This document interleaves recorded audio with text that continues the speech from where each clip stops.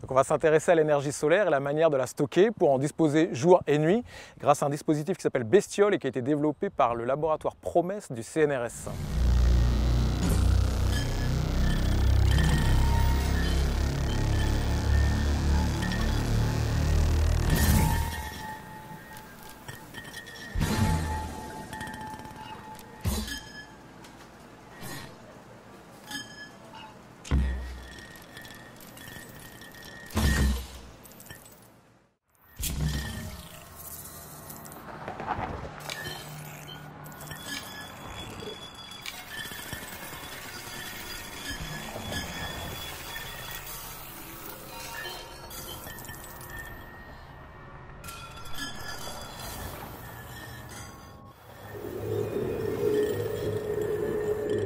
Imaginez.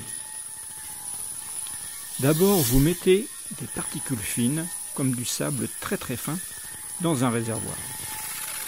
À la base du réservoir, vous injectez de l'air, un peu d'air, sur toute la surface. Les particules gonflent, puis bougent, s'agitent en tous sens. Vous suivez?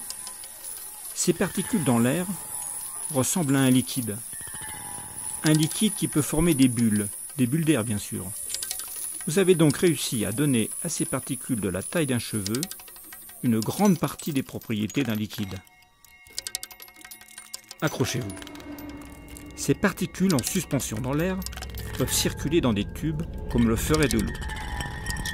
Mais pourraient-elles être chauffées et stockées comme l'eau dans un chauffe-eau? En Première mondiale, l'équipe du projet CSP2 a pensé utiliser ces particules pour capter et stocker la chaleur solaire à haute température, à 700 ou 800 degrés Celsius. Il fallait un outil, un pilote.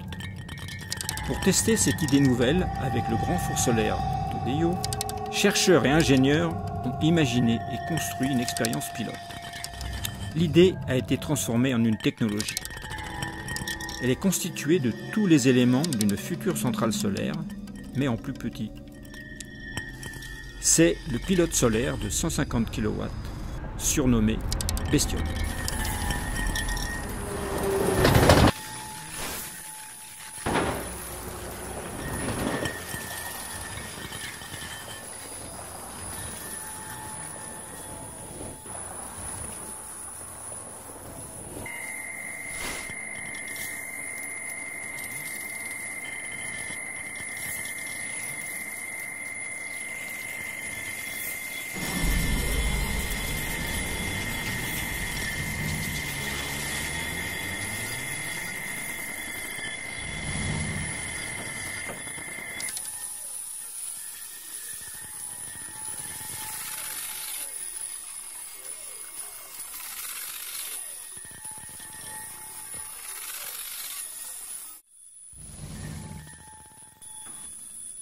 Comment Bestiole fonctionne-t-elle au foyer du four solaire?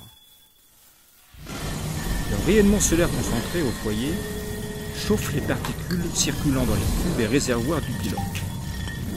Il est équipé d'une centaine de capteurs de température, de pression et de débit, enregistrant des mesures qui permettent de surveiller son bon fonctionnement, en particulier que les particules circulent bien partout.